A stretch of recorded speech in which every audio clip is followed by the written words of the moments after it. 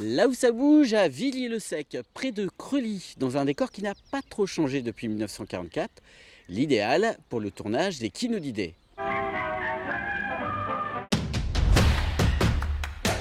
Le Quinodidé, ça date déjà d'il y a 5 ans. On a fait une première dans le cadre du 70e. Voilà. Les paramètres se reconduisent, c'est-à-dire qu'on fait une sélection de scénarios, de 5 scénarios, qu'on essaye au mieux d'être représentatif des différentes nationalités intervenant dans le conflit. Et donc l'objectif maintenant, c'est de réaliser ces 5 courts-métrages avec comme finalité la projection en plein air dans le château de Caen de tous ces courts-métrages le 1er juin. Et les équipes de tournage vont devoir travailler rapidement. Pas plus de 10 jours pour tourner, monter, truquer et mixer. L'Italien Giulio Lucchini a choisi l'église de Villiers-le-Sec pour commencer le tournage de Traversée. De mettre les carnets comme ça. Comme si j'allais regarder, je planque le truc sur ma tête.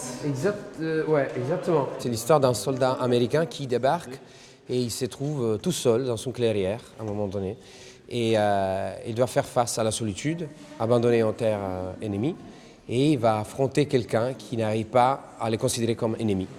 4 sur 3 premières. Action. J'avais envie de raconter cette histoire en fait. C'est quoi? C'est toute mon histoire qui m'a inspiré, mon histoire à moi, l'histoire de ma culture, mélangée avec l'histoire de la France et du débarquement. Et de la Normandie que j'ai toujours bien aimé. J'étais là plein de fois, dans la côte de Nacre et tout. Coupé. Le Français Antoine Bouvren a choisi, lui, de mettre le doigt sur une histoire méconnue. La présence dans la Wehrmacht de soldats et officiers issus de l'immigration allemande aux États-Unis et revenus au pays pour servir le Führer. Fait particulièrement dérangeant pour l'état-major allié en 1944. Double héroïsme, triple héroïsme. Bon, chez les nazis, faut pas déconner. Je voulais tout de suite aller dans l'ambiguïté.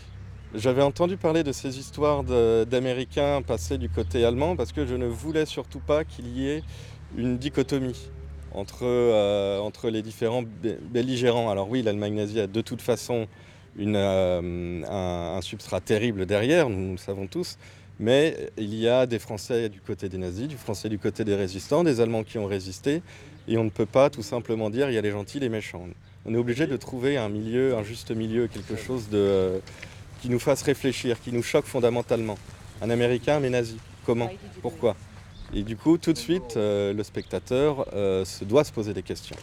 My mother had health insurance. She had a family. She was happy. On est là pour tourner, on est là pour rendre hommage aux morts du débarquement, à ceux qui ont survécu, à ceux qui n'ont pas pu survivre. Et on a 2 semaines pour créer une condition de libération quelque part. Après ces 10 jours de travail, les 5 courts-métrages seront projetés le samedi 1er juin au château de Caen. Mais avant cela, dans ce même château, c'est vous qui serez les acteurs d'un grand plan séquence sous la direction d'un réalisateur berlinois. Le 25 et 26 mai, venez déguiser, venez maquiller au château de Caen de 14h30 à 16h30 pour participer à ce grand plan séquence du Quinodidé. C'est à vous de jouer, à vous de prendre un rôle dans l'histoire.